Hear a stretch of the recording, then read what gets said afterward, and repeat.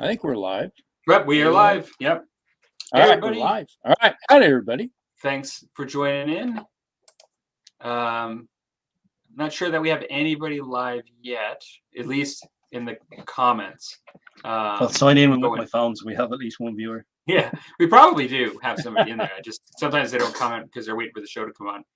But let's see here. Just put this on here just in case. Yeah, we've got 3 people watching. It looks like we've got Paul Beckus. Hey, Paul, thanks for joining in.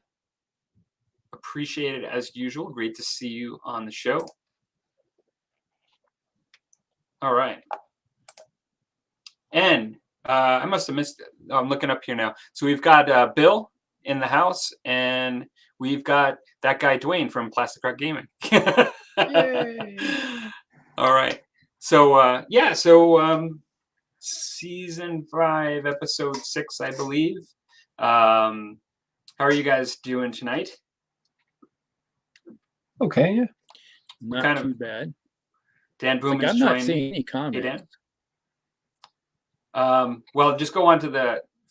What you want to do is get back on the show. Looks like he just tipped out. I was about to say. He's left to go look at the comments. That's how much of a priority it is Well, for he's him. still He's there. like, I'm out of here. He's still there on. There he is. He's still there on his I think other we still have the desk camera. cam. Yeah. All right. Hi, everybody. And my phone we've decided. got, now I'm on my phone. Tim I just from got Broken kicked Dice. out.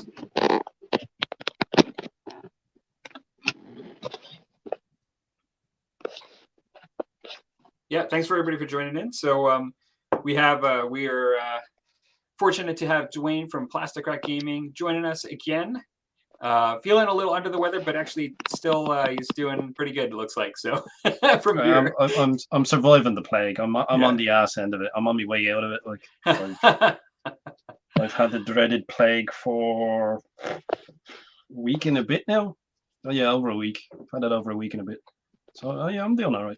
I'm just waiting until I'm in the clear, and then I can get back into the real world. You know. I hear you. Why don't we do a bit of a round robin? We'll just start with Rusty. Just go around the screen. What do you want to talk about? Anything hobbying going? Your musty drink? All of that fun jazz?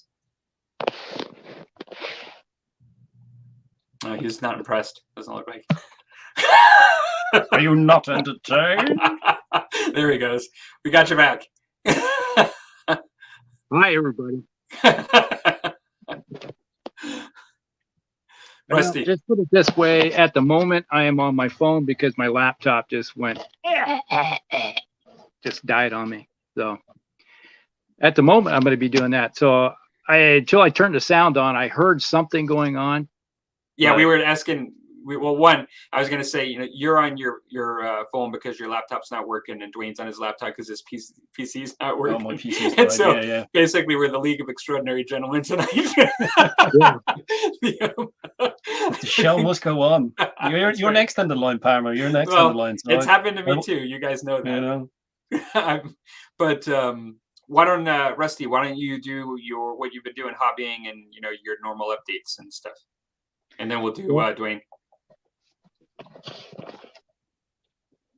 You want me to go first, you said? Sure. Okay. Well, at the moment, I've been, we had a game of Battletech going on Monday. We had that. And then, so that video will go out sometime, probably next Monday, somewhere in there. Because I still had to put it together. Mm-hmm.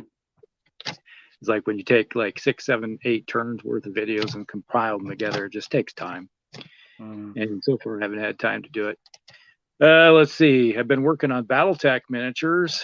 I would show you in the little itty bitty camera here in a second, but let me see if I can get this to work here.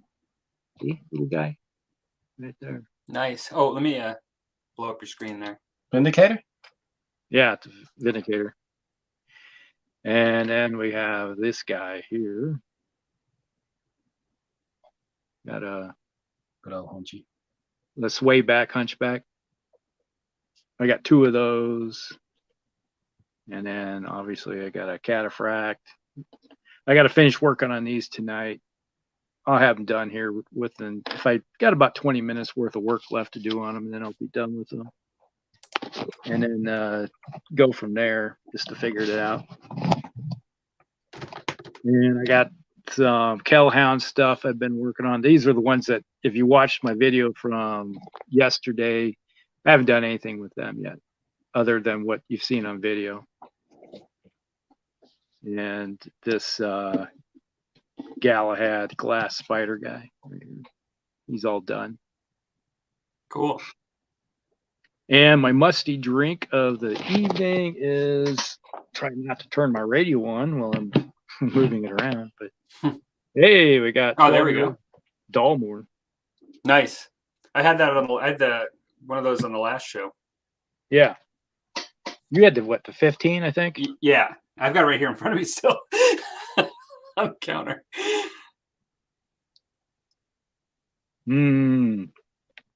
Very tasty. All right. Oh, there we go. Over to Mr. Dwayne. Hello. Also known as Scarner.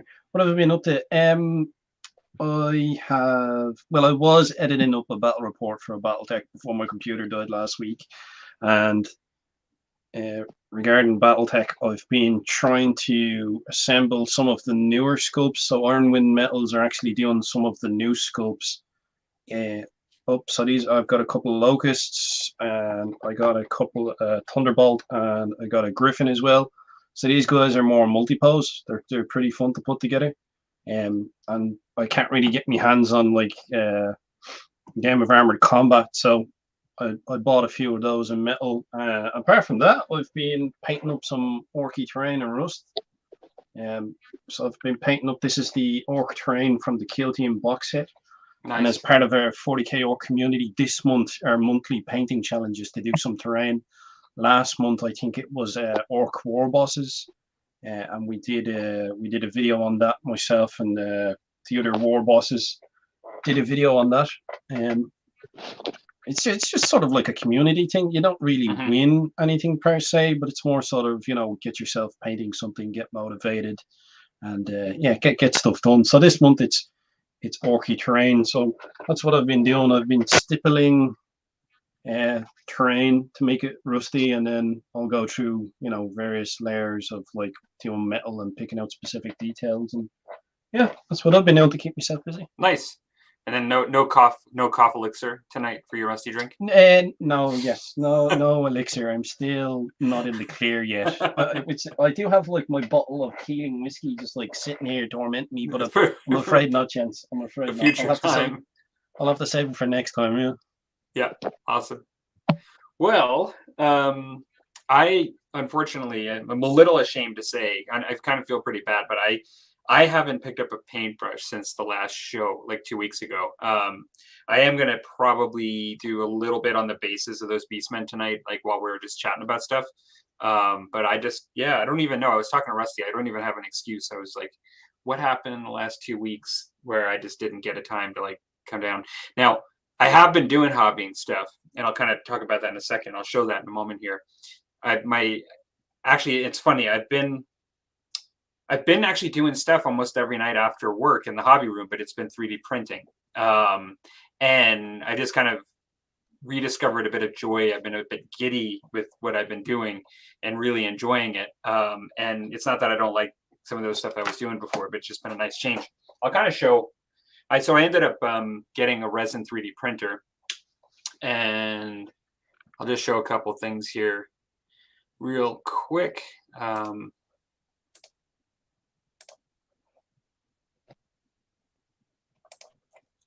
let me see how I can blow up the screen here.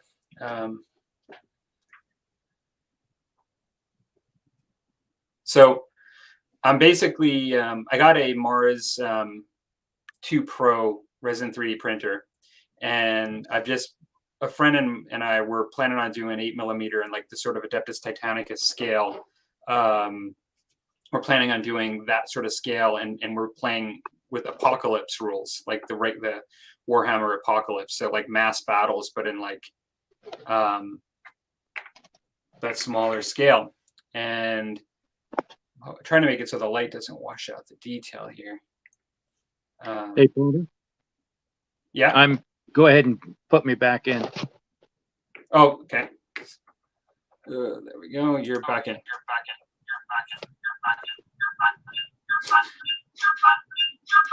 Rusty, turn off one of your mics. I did.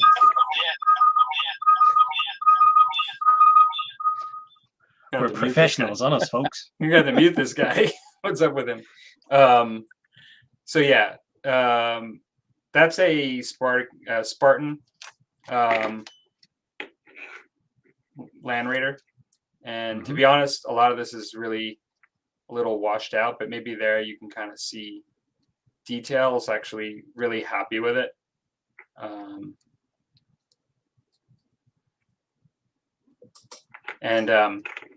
Here's a Landspeeder, and again,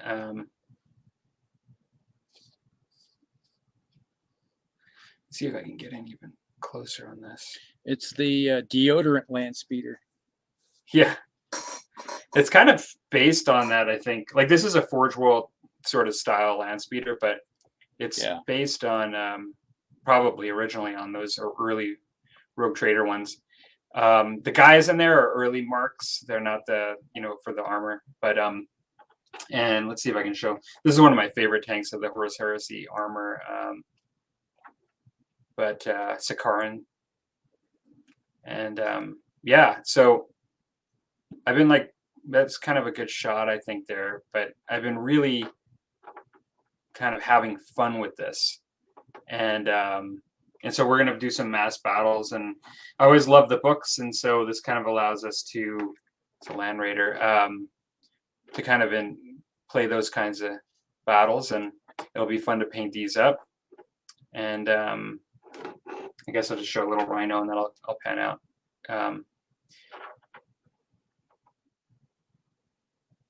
See the reflection of the light on here. You can see that some of that detail in there.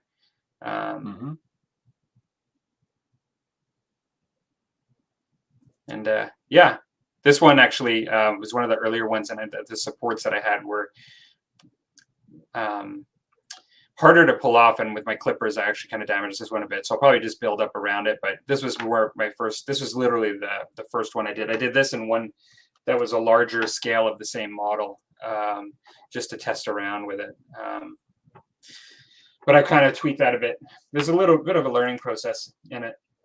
And actually, you guys probably know, he may stop in tonight, but you guys know Chris from Walkabout Games. He's big on the 3D printing, and I've been sort of chatting with him. He's been a good resource. Gonna just pull out from this view now. He's been a really good resource to chat with about this stuff. Go back. All right. And so, only other thing I'll show for now, well, for Musty Drink, well, just to complete that sort of thing, I picked up this. And so this is what you would use with regular 28mm models to play Apocalypse, but some people will play just with the small scale, and that's what I'm planning on doing. And so instead of, we like Epic Armageddon, we really enjoy that game, but we just want to try this as a community of people that use this set of rules. And so we're going to try this instead. And so I picked this up, and there's a lot of cards you can get, but I got the sort of Space Marine and Chaos Space Marine cards, and there's a lot of Horus Heresy. That's what we're playing, the setting stuff that you can get online too. And so, so yeah, really, having fun with it. Like, I just coming home and just like putting like an image on the computer screen, and then like just making it happen, like making it like pop into reality with all that detail and stuff. It's just been so much fun. Like, I've been like a kid in a candy store. I've just been really enjoying it. And so I've been doing that and not painting as much, but I will be painting. That's my Musty Drink for tonight. If I do, most likely if we talk a lot of BattleTech tonight, I'll probably make it to this too. And I got this for my birthday recently, and that's never had this, Lismore 18. And so probably have some of that too. So that's me, and I will back out of here. Maybe we'll go to the comments. a bit here. Oh, looks like there's probably some other people that have joined since we've been doing this. Looks like Striker's in the house. Hey, Mel. We've got a lot of hellos in the beginning. We've got David says, hey, I catch on my first show of the season. Great to have you back, David, on the show. And he says, I've got the cheap but delicious Seagram's Canadian 83 whiskey. That's awesome. You know, I've actually, I like bottom shelf Wisers, like Canadian whiskey. Like that's just one of, and I also like their deluxe too. I like a nice rye. Seagram's and 7 Up, 7 and 7. Yep. So You know, are the new IWM? I was gonna make a Long Island iced tea one of these nights. So dang, I forgot I was gonna do that. Are the new IWM still a pain to assemble like the mid 2010 era? Oh yeah. No, the new ones are okay. The new ones are ball and socket. They're fine. If you get them. So it's like this one was too bad. This one here I have. It's this glass spider Galahad. It went together fairly easy. At least when they made the legs on this, the hips went together like that. They interlinked together instead of having it's like a centerpiece and you put the legs to it. It's like a leg and then a hip put together. So that made it really nice. But there's not too many like that. Nick says, so sore for my third 5G upgrade. Probably referring to some of our technical difficulties that we were having earlier. Yeah, Dwayne was just commenting on that previous comment, I think, regarding the difficulty building. Bill is joining us with Tullamore Dew. That's the musty drink tonight. Assuming. Do you know that one, Rusty? Tullamore Dew. I got it upstairs. Yeah. Okay. I've never had that. I've had it on the show. I've been to that distillery. Yeah. Apparently, I'm the only one that doesn't know what he's talking about. It's pretty common. It's like right next. It's in our stores around here. It sits right next to the Jameson. I think Yeah, I just would be woke up in a sort of like different Jameson. world. I think there's been a ripple in space and time, and I woke up in a world where there's a product that's as popular as Coke that I've never heard of, and everybody else knows about it but me. That's possible, right? E equals MC squared, they have theory of relativity, you know? You know Pepsi exists, yeah? Yeah. Oh, what's... It does? Apparently I'm the one here, never heard I've heard of it. I've heard of Pepsi. I don't drink Mel it, says, but I've heard of okay, so intermittent internet tonight, so I may be here or I might not. All right. it. Yeah. And Kind of like I was earlier. I was here but not here. new Nick says new sculpts metals are great. I think Dave is talking about the 8 mil sculpts I was just showing. Dan says, wow, problem those look awesome. I'm really tempted by the resin 3D printers lately. And then he comes down here and says, especially for terrain. Yeah, I mean, I'll be honest. I've held out on this for a long time. And on my Amazon card, I've had it there forever. The biggest things that prevented me, because the prices have come down so much, the biggest things that really prevented me from doing it is the learning. Like, I just kind of really haven't been in a capacity to want to learn something like for a very long time. You know, like just the amount of time that I knew I would have to put in. At least I felt I knew. But to be quite honest, it's having done 3D printing of the other kind already. I really feel like I picked it up and just started right away. It's pretty much right out of the box that works. Like there's very little you have to learn. Like with this, to be honest, if anybody's thinking like, you know, it's like a huge learning curve, like it's not.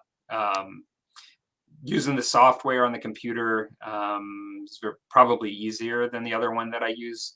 And it's not that much different in some ways. That the technology you need to know a little bit about because it is like a liquid resin and there's some differences, but it's yeah, no. So I'm really glad I did it, but I held off for a while, like for different reasons, and then just kind of, I have so much stuff to paint already that that's always the thing. Like, you know, I probably have a couple of years of worth of stuff that I've purchased already that I haven't painted. But You could print but yeah, yourself into a deep hole. I need to print a painter. That's what I need to do. So, A painter's assistant, right? thank you very much, Nick. Yeah, no, I'm really chuffed with the detail. Like, I really were. Is that the right word? I'm really excited about the detail. Yeah. I really really quite happy with They it. look crisp, yeah.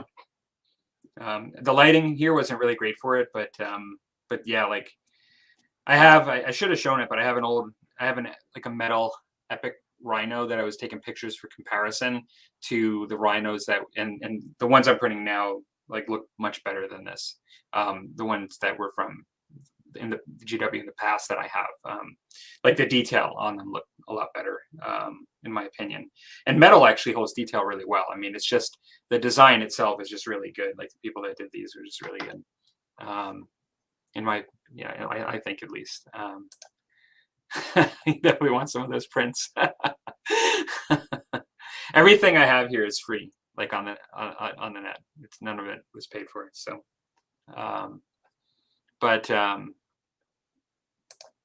thanks very much, Nick, on the birthday wishes.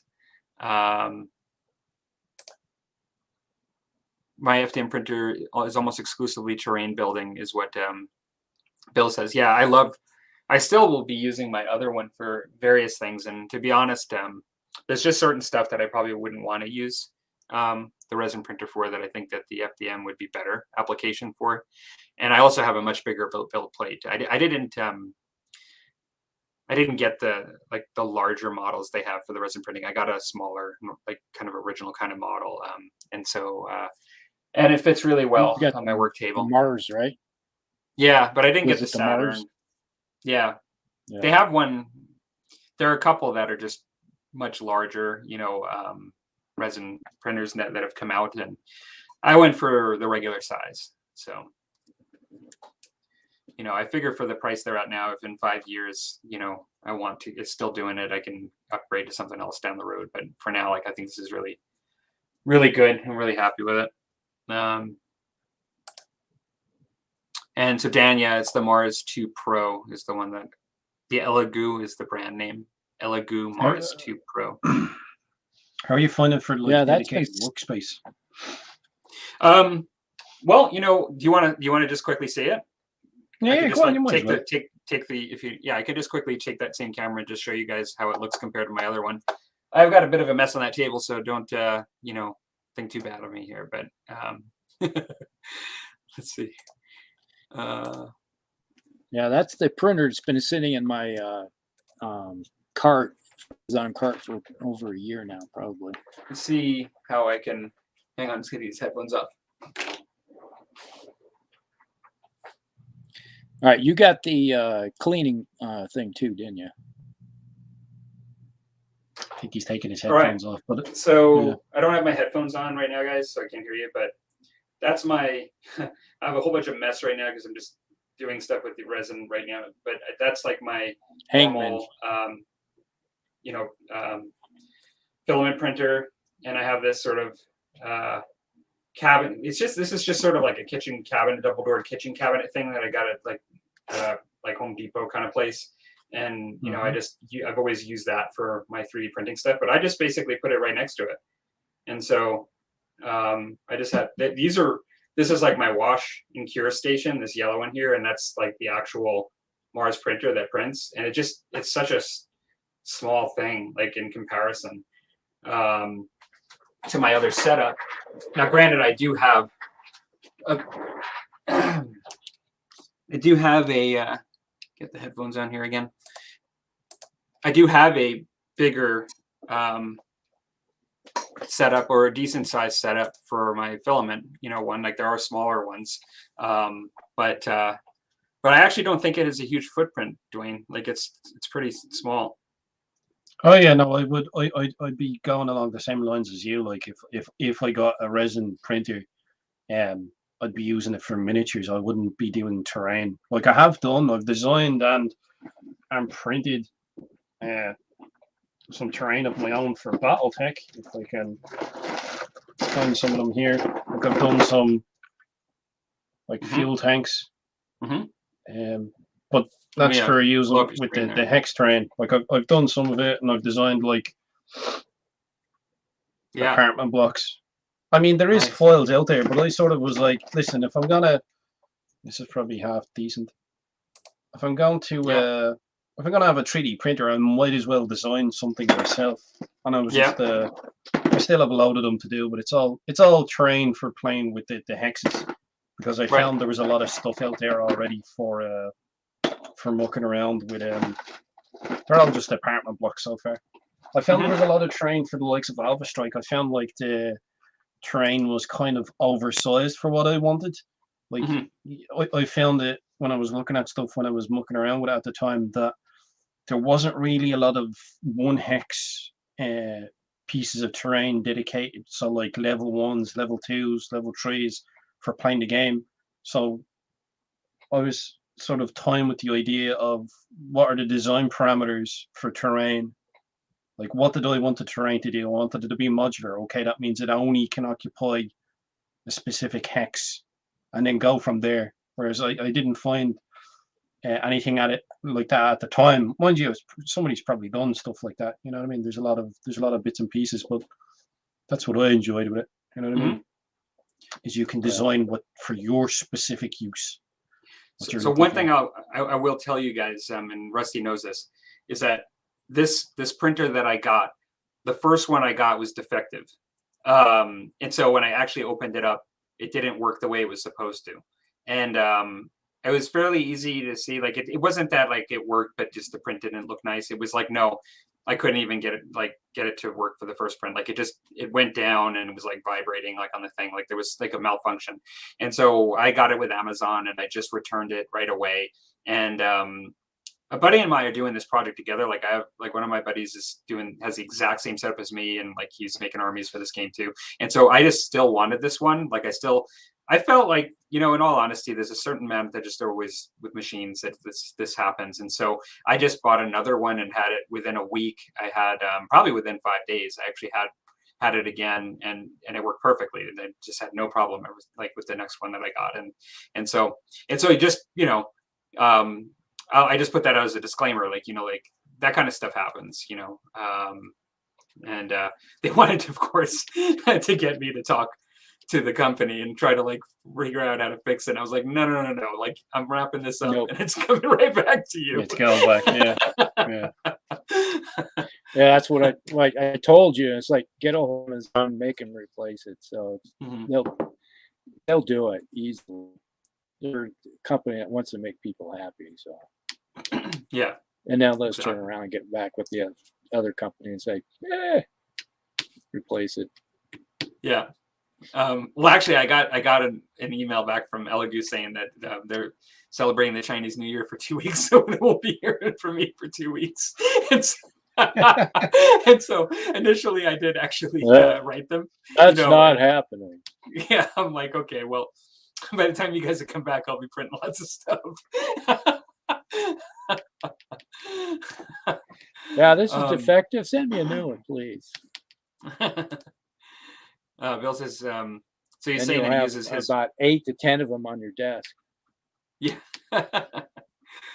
He says that he was saying that his printers for terrain, except for making tanks and 28mm ships for blood and plunder. Yeah, no, I mean, you can still make other stuff, like really nice looking stuff, you know, on the FDM printers that aren't terrain too. Like you know, but I mean, yeah, like there's just all kinds of stuff that you can do with them, you know. It's just, I enjoyed making shields and little things like, you know, as well for my beastmen and stuff. And yeah, there's just all kinds of stuff. I didn't have as much luck with miniatures, actual miniatures of like posable men. Like, you know, I didn't have, not posable, but like, you know, 28mm sort of figurines I had a little trouble with as far as quality on mine. But but overall, there's lots of cool stuff that could be done. So a lot of it I did mostly do terrain, like buildings and like vehicles and like all kinds of cool stuff that I was pretty happy with. But Yeah, it's like your other one. I'd be cranking out 15 mil or 10 mil terrain for games. Mhm. You know, that'd be what I'd be using yours for, BattleTech terrain. Making buildings like you've been doing. That'd be the big thing. Is like it gets kind of expensive when you want to buy this stuff from somebody. And from what I've spent so far on terrain buying from companies, I probably could have easily bought myself a printer. And then if you want someone to design something for you, it's like, yeah, the price of commissioning someone to design like a terrain set for you, yeah, the price will start skyrocketing because you're pretty much paying for people's skills. But there's files out there. Like the market's absolutely flooded with files. So, you know, if you buy yourself a printer, it doesn't matter how niche what you're into. Either you'll be able to find files, or someone's running a Patreon that they do like monthly files. You'll find something. You'll definitely find something. And if not, it's not too hard to design terrain yourself. Yeah, it's pretty straightforward. Yeah, most definitely. What else we got? Actually, comments. We done? Well, one more. Bill says FDM is great for printing movement trays and miniature bases too, and that's something I probably for this project would like to maybe print bases on my FDM printer for this project that I've got here. I don't see. Sorry, what is just movement trays? I find as a strange concept to be printed. I would have just done like sheet styrene or cardboard. You know what I mean? I wouldn't even. Well, that's just me. I wouldn't bother printing movement trays.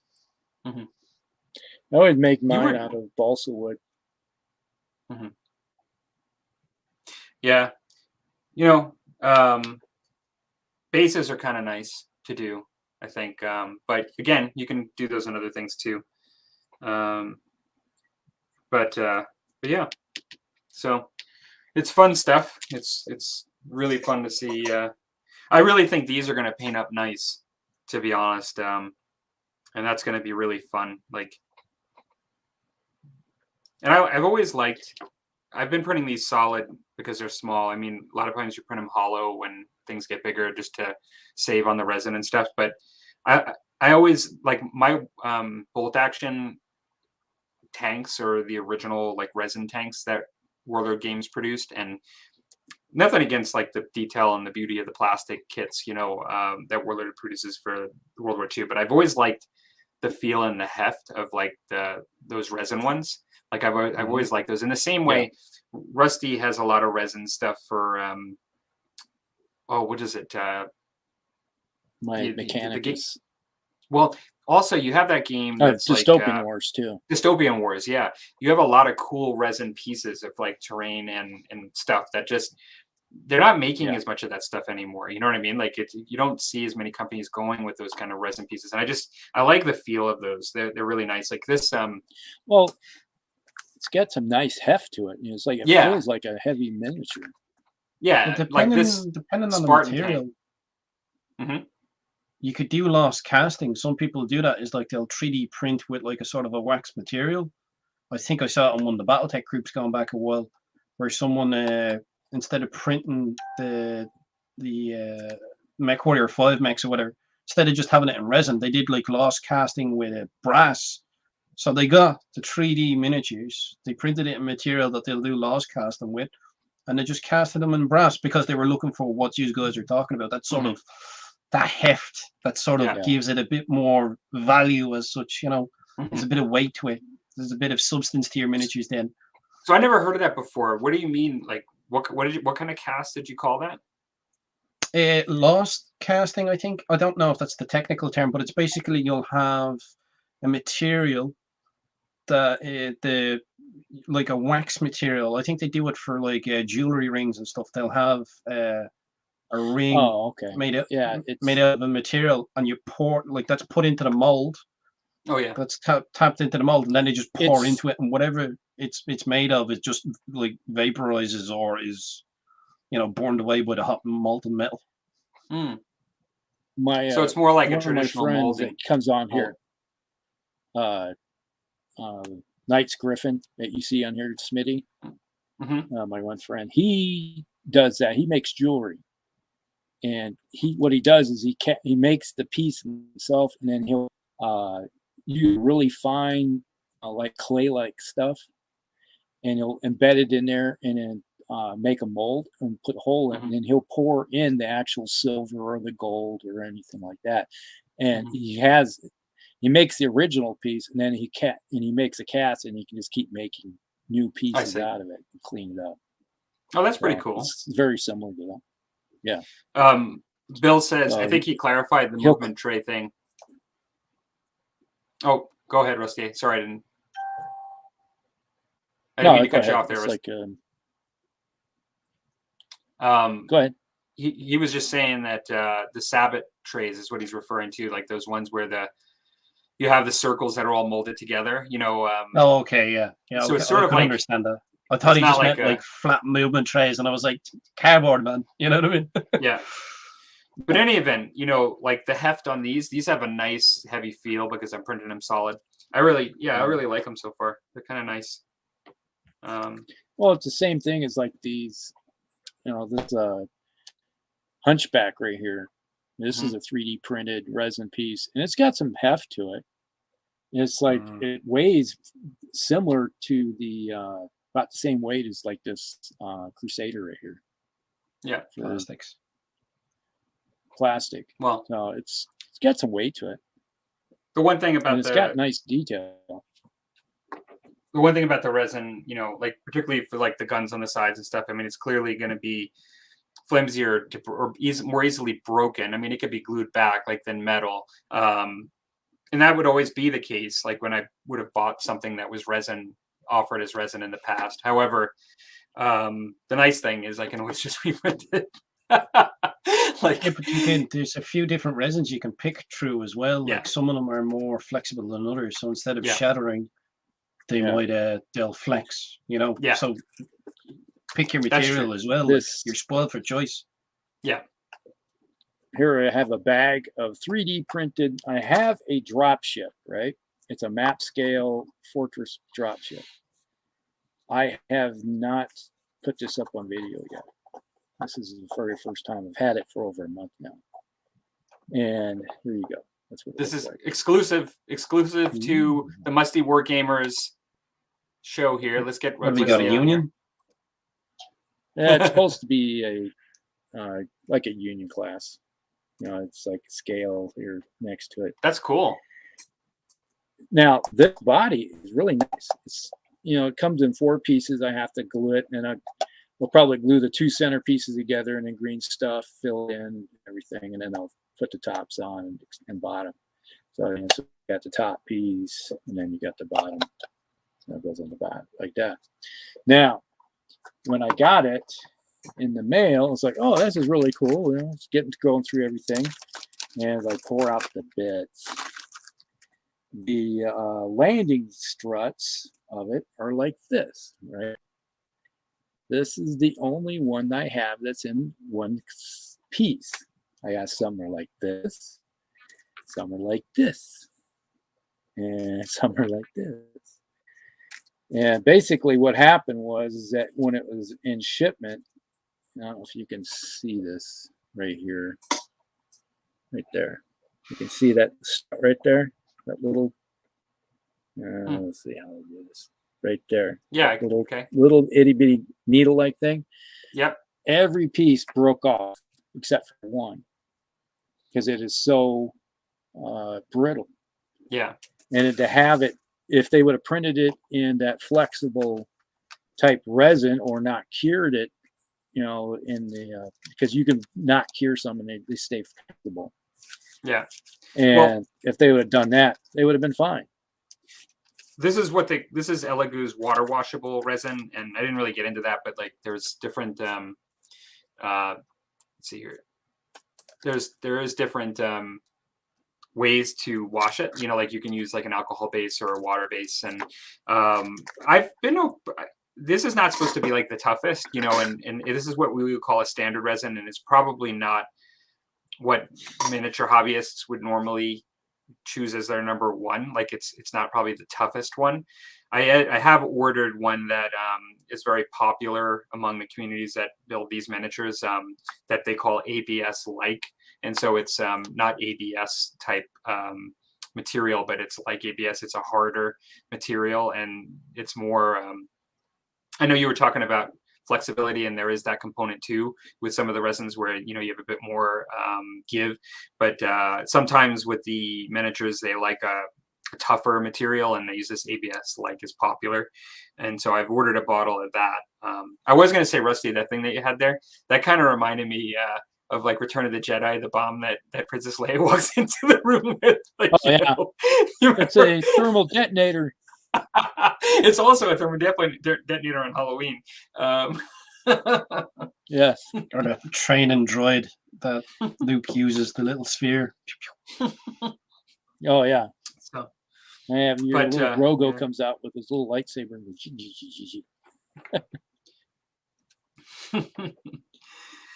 But yeah, I guess that's the thing, is like most of these kind of repairs, like if it's like a little gun or something, like just like we always would, you can always just repair it. But in general, I didn't really talk about this, but like you're looking at like 90, like I did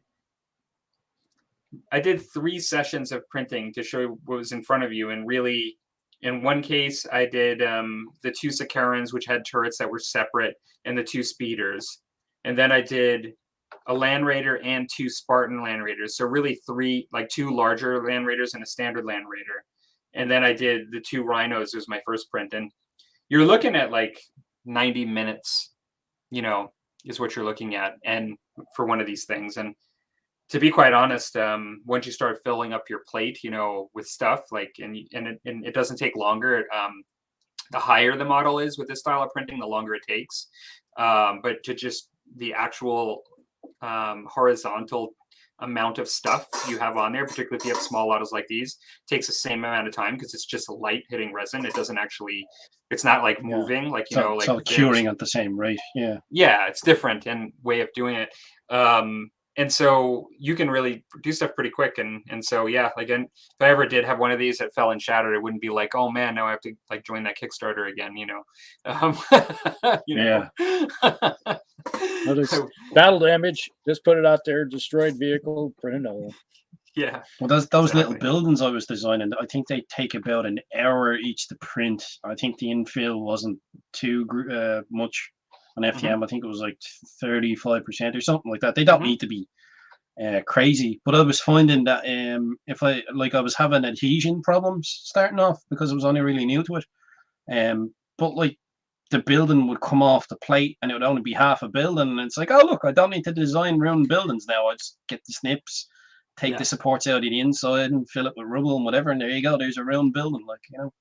So you can, even if you have failed prints, like if we were printing mechs and they failed, just take what bits are there and put it onto a base, and you know, there you go, killed mechs, you know. I'm not sure if I have a picture. We'll look for this while we bunch of my resin build, the 3D printed buildings I have were used for BattleTech. Now they were made for BattleTech, and they're supposed to be 6 mil, and they were failed prints. You know, they had lots of flaws in them and everything. And I was like, I don't care. Like, I got a whole bag full of them for like $10-15, you know, with shipping. And it's like, that's no big deal to me. You know, it's like you said, it's a failed print, it's a ruined building, more scenic. Yeah, you just make the most of it. It's like when you're painting with some factions, you can get away if there's like rust. You know, if you do like weathering and chipping, it's like if you mess up the painting, instead of having to go back and tidy it up, you just go, right, well, that's going to be a rust spot. So, you know what I mean? If you accidentally slip with the old paintbrush, you can. It's just about making the most of what you can. I thought I might have a couple of pictures of prints. I might have a failed one here. Let me have a look. There's one there. couple of them. I don't. So these normally were supposed to be like this sort of footprint or taller. I did up to like level 3, so there's like level 1s. The whole point of the buildings was I wanted you. So my design concept behind terrain was I wanted to design terrain for use with BattleTech. So they're kind of playing pieces. It's abstract terrain, but I wanted it to be visually that you can tell what it is straight away. So like level 1s would be like, you know, they'd have a ground level and 1 story. Level 3s, you'd be able to tell, like visually, you're able to tell that this is 3 times taller than this, so it must be a level 3. You know, that was part of the design concept I was going with. That, you know, each one of them didn't overhang their hex, so that it was fully modular and they could be sit down in whatever way you wanted. So that was the design concept behind it. But like when you got some failed prints, so like this one failed pretty early on, but I just turned it into a room. It's the same with like this one. This one failed. Like that was nearly complete, and that failed. So I just, you know, got a snip to the interior, filled it with gravel, break up the remaining part of it a little bit, and there you go. It's like you can still salvage Sure. bits and pieces. Is it literally like the only parameter of it being an utter failure is the level of the hex that I designed in, because I wanted the buildings to be there was another design I put in because I wanted the buildings to be the same level as the mechs. Yeah. So I designed the base of them to be the same height as the base of them, so that the mech's foot was the same level as the base of the building, just for scale, for visuals, for me. Yeah. I you know, that's the design I was going for. So as long as like any of the buildings print the base foot and a little bit higher, if it fails after that, it's going to give me like the foundations of a building. And if you're playing BattleTech, it's like, you know, stuff does die. And spectacularly buildings crumble and they'll have basements. So, you know, you'll be able to dig into it a bit. Yeah, no, it's Well, cool. if you I have mean, you got plenty of those failed buildings, you know, for ruins. If you shoot a building up and you drop it, you put the ruins in there instead. You know, it becomes a And you can do that level 1 yourself. Like pile if you have a big building, you could make it modular and magnetize it. So, like I've seen bigger pieces of terrain. But if you were to like, I'd be tempted to do that myself. Design a bigger building and magnetize it so it's together. But then, like when you're playing the game, you can destroy just sections of a building. So you could take that bit out and put in a round section. You know what I mean? It's like the world's your oyster when it comes to 3D printing. It's your only limit is really what angles and detail your printing can do, and then your imagination and your ability to sort of put that in the 3D environment. But these are like super easy to do. These are like literally like squares sitting on hexes with windows countersunk and some detail for air conditioners and a door either side, and that's it. Like it's not rocket science. Like if I can do it, anyone can do this stuff. Like yeah, no, it's cool. It's, I mean, theoretically speaking, all you need is the hex print, and you can put anything on it. Like if it doesn't work, you just put anything you want on it, broken vehicle or something or whatever, you know. You've almost made it convincing that you almost like prefer when they fail. I mean, because then like you just I don't mind those runes then. You know what I mean? It's not the end of the world. The only thing I don't like about failed prints is when I'm trying to do like a level 3, so a really tall one. Like there's taller ones again. So if it fails down the bottom, it's like, oh well. You know what I mean? But even still, I'll make a rune of it, like, you know, because of the footprint on them. I started for the FDM printer printing directly on the glass, where I used to always use the tape, which is kind of a new thing for me actually recently. I'm kind of get set in my ways. If I have success with something, I tend not to branch out, because once I have success, I tend to stick with it, because it's just, but the only problem was with the tape, you have that rough bottom. I found that I would get this like rough bottom because I would use glue too, a stick glue and tape. And now I'm just using glue on glass. And then I find I get a bit of a smoother finish in general, printing directly on glass, which is kind of interesting. I was always going safer in the past. Like I was always using tape on everything, like, you know, just making sure that first layer prints and, you know, going from there. But I kind of branched out, and I've kind of found it to work pretty well, actually. But not Well, to get it's into it's the like meat into the meat of the 3D printing stuff. some of them can be temperamental. So if you've got a method down and it works, it's like if it ain't broke, don't fix it. Yeah. You know what I mean? So I can understand that mentality. Yeah, yeah.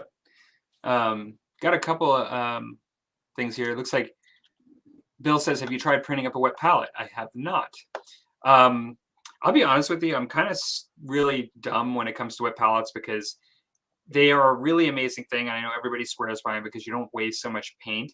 But I've never really spent much time, using them. I made one years ago out of a Tupperware container with like a sponge and wax paper, and I know a lot of people love them and you don't waste paint and stuff, but I just never really took to them. I always kind of stuck with my foil on a painting tray, on a painting palette. But I bet you it is probably interesting.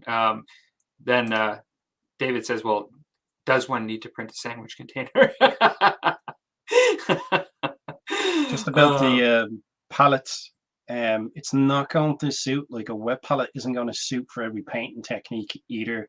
Like I found metallics tend to separate with them, and like I'm painting up terrain at the moment, and I'm stippling, so you can kind of tell like I've done a couple of layers here and I haven't there, and like a wet palette's going to be no use to me. So I literally got like a card protector, and I'm putting the paint in, and then I'm just stippling the brush off it, and because you need it to sort of dry a bit. So it's not going to work.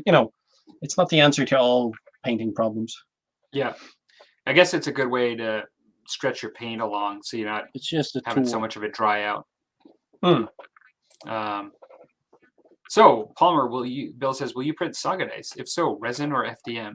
That's a good point. While I had a 3D printer already, I actually went the route of buying blank dice and just putting labels on the sides for Age of Magic Saga. And that was just trying to save some money, just because I already buy, several sets of the dice for the Age of Vikings, which is my preferred setting for Saga. And if I was to do it now, I would lean towards wanting to do them with the resin printer only for the heft reasons we were talking about, but I would also be really cautious because I don't have enough experience with the resin printer to know which is the best resin to do it, to have dice drop on a table, to literally have. I'm like Dwayne was saying, or Scarnier. Either or, yeah. Either orc. I see what you did there.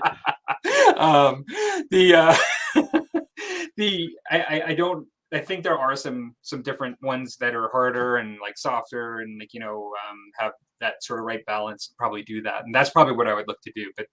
And then again, do I buy a bottle of that resin only to do the dice? Probably not, and so I probably have to have a reason to buy that bottle to do that. So, but yeah, I don't know. It's probably a good thing, to print them. For the dice, you'd want something that's a little bouncy, durable then, instead of the hard resin, right? Yeah, a bit of flex in it. Yeah. Yeah. I wouldn't go near FDM. Like I wouldn't try printing miniatures in FDM. I wouldn't try printing dice in FDM. Like I do terrain, and maybe I do like some sort of storage. Like I've seen people making like printing out in FDM loads of little trays and making their own sort of like bit sorters and stuff like that. Bigger sort of things. And this is something I would all day long still use my printer for. Like this right here. Love this, and I should have thought of this. Like there's lots of stuff I've used my printer for that I've really enjoyed it for, and I really like this. I have to print another one of these actually. I want to print one of these because there's one for like the GW pots, and I want to print another one for those. And then I'll also like this kind of stuff.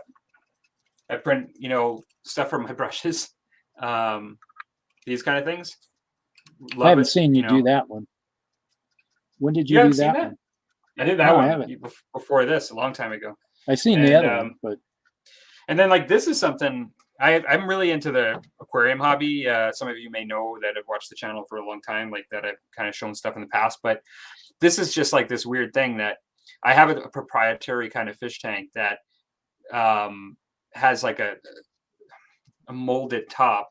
and I want to be able to have an auto feeder to feed the fish when I'm not there. And somebody created a file for not only for like this exact brand fish tank, but the auto feeder brand model. Like they created like stars align, like use this auto feeder on this particular fish tank and use this and clip it on the side and it all fits together. Like, and this is, I think is better. It's light and it's strong.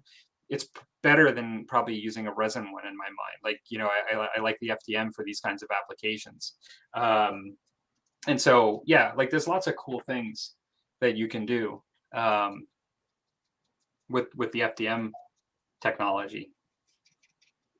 Yeah, like what was I looking at last? I got into fishing in the past year, so I do a bit of fishing. I do like sea fishing. I went out on a boat on a lake once. I enjoyed that as well. But I bought myself a sea kayak because I want to go.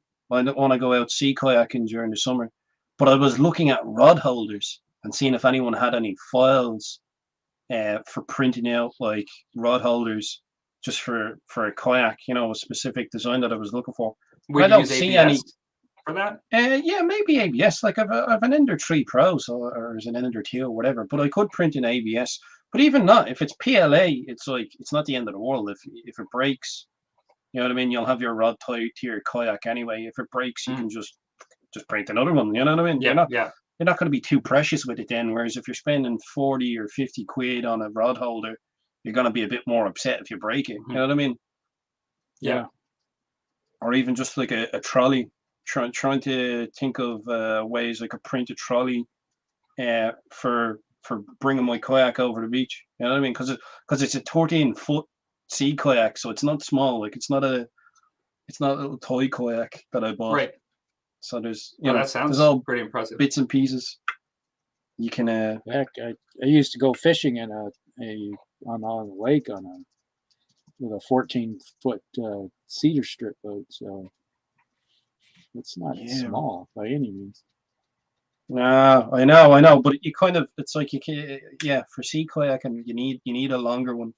You really do. Yeah. If I was just sticking to lakes, you could probably get away with like an 8-foot or 9-foot kayak. You know what I mean? It wouldn't have to be something too crazy. Exactly. That's my fancy painting tray. Aluminum foil over a standard my art shop plastic palette. So as long as the miniatures get painted in the end, that's the important thing. Huh? Everybody's got their own. I used to use a little saucer that I had I'd commandeered off of my mother's like tea set years and years ago. I think I eventually gave it back to her, but I remember like it would get to a stage where I'd be able to score it with a knife and literally peel the paint off. When I was a kid, only starting off in the hobby, like there'd be that much paint on it, like a few mil thick. But yeah, good times, man. She did get it back eventually. It's like Nick says, what does it mean when your printer looks melted? But then he corrects himself and he says, sorry, your print, not your printer. Looks melted. Trying to think. I mean, like slag. Well, if you're talking an FDM plastic, if that's what we're talking about, Dwayne, you can jump in on this, but if something that I do kind of looks melted, it could mean that you're actually, in some cases, it might not be the actual structure that's melting, but it may be that you're melting additional FDM plastic that's getting onto the model. You know what I mean? Like causing like a failure feed rate in the design. Yeah. It could mean, trying to think, it could mean that your temperature's too high. I don't know. And like, you know, most people are pretty good about keeping the temperature of their material set for what it needs to be. But there's a lot of things that can go wrong. But if you go too high on your temperature, theoretically, it may not cool fast enough. It may just be so liquid that you're getting some sort of effect like that. I don't know if you guys think that that's a reasonable explanation too. I think it might be feed. I don't know if it's going to be temperature because see, this is the thing about them is like they're a hobby in and of themselves. It's like I have this problem, what could be the issue. You know what I mean? Yeah. I There's don't so know. many things. I'd have to see pictures. Like, I'm not super experienced, but from what's being described, I think it might be the rate of feed into your Just- hot end. Okay. And just going into the same spot, gooping up. Maybe, yeah, maybe. I'd have to see images of stuff. But like I said, I'm not super experienced. I've just mucked around with my bits and pieces. David says Brad, who's Lord Draconum, who's often on the show. I don't think I saw him in tonight, but He's working. Oh, okay. Brad printed me a 6mm Dreadnought and FDM. It's surprisingly good. He actually did the same for me. Before I actually got into doing FDMs, he printed me one. And that's part of the reason why I actually got into this. When I saw the quality that he was able to do with the FDM, you know, it looked really good. I did a Warhound Titan that I actually, the design was good enough that I was able to do it in 6mm, and I thought it looked really good. You can do a lot of cool stuff. Make Sorry. a Warhound Titan in that scale. You can buy them from Forge World for an arm and a leg, but Oh yeah, but you could buy yourself 2 printers and enough material to print several armies at that rate. You know what I mean? I have enjoyed that. I've enjoyed that you're seeing more Titans now. That 3D printing has become a thing. You know, it's made some miniatures accessible to folk that previously wouldn't have been. Yeah, it's like when I purchased a bunch of Forge World stuff over the years. You know, that was a thing I treated myself every year, every August after the fair. I made, you know, a lot of money off the side. So I was like, okay, I'm buying one item or two off the Forge World site just to reward myself for hard labor. And then haven't done it in a couple of years. Well, they changed the pricing structure a few years back, didn't they? Yeah, everything went up drastically. But I hear those prices are going up right now on all GW stuff. Oh yeah, yeah. There's like at least 5% across the board. I think Blood Bowl is going up by 20%. Like some of the stuff is going up steeply, and I'm like, I don't mind too much. Most of what I spend my money on now tends to be BattleTech. If I'm being honest. Yeah, there we go. Let's get me hands on the BattleTech miniatures. Hey, what's sitting on my table? Lots of BattleTech. Hey. So for the most part, everything I showed tonight, it's not actually replacing a product that GW makes. Like they don't make this stuff in this scale. Like and so even though there is the Adeptus Titanicus and there's some, you know, Titans and things like that, there are some things you can buy. And there's some flyers you can buy with their Imperialis line. For the most part, the Epic game is no longer supported, and so it's not a thing anymore. We're not. It really shouldn't be as much of a discussion about IP. You know, you're not undercutting anyone. There's no product there to undermine, is what you're saying. Yeah. Just for anybody that's watching that's getting really pissed off right now after this has been put out. But I am perplexed though, like, because I don't understand. They did like Titans and they changed the scale. They made it 10mm instead of like previous 6mm. Then they changed the scale of them way bigger than they used to. I think it's 8 or something. They changed the scale of them intentionally. And then they brought out like the Aeronautica Imperialis stuff. So they brought out the flyers, but they didn't launch like the Epic stuff. You know what I mean? It could still happen. I mean, it could do. I'm surprised it already hasn't. I'm a bit perplexed.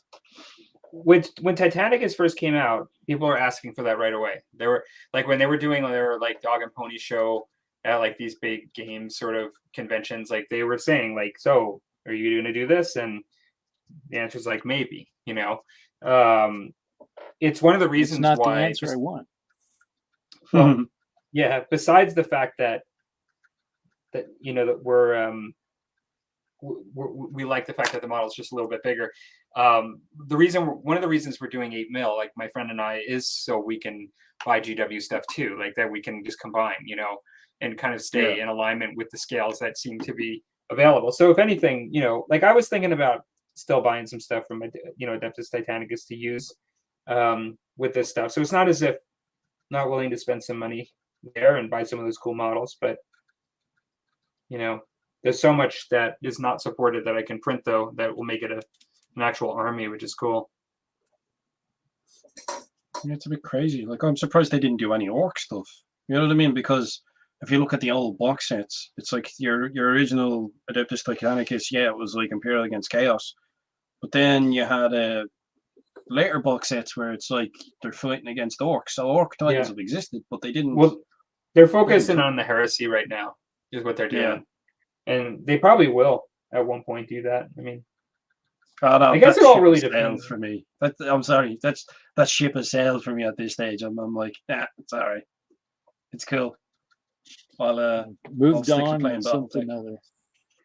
I mean, I've not stopped 40k altogether, clearly, because I'm doing terrain, but it's like that level of enthusiasm just isn't there anymore.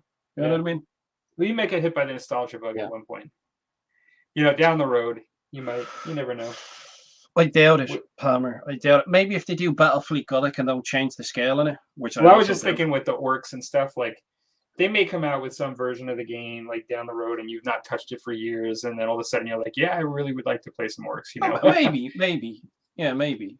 That at least happen. As somebody that's kind of you know, I don't know. I find I get nostalgic like that. Like I find I don't touch things for a long time and then I remember how much I liked it in the past, and you know, and then you pick it up again and you don't like it again. You pick it up again and then you remembered why you quit in the first place. Yeah, that's right. That's right. That's usually what happens.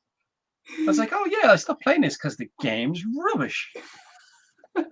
Miniatures are lovely. The miniatures are great, but the game is rubbish. Yeah. That's one thing about it's like the Forge World stuff. I bought most of it just because I like the miniatures. You like the look of it. But nowadays, you know, it's unless you want to play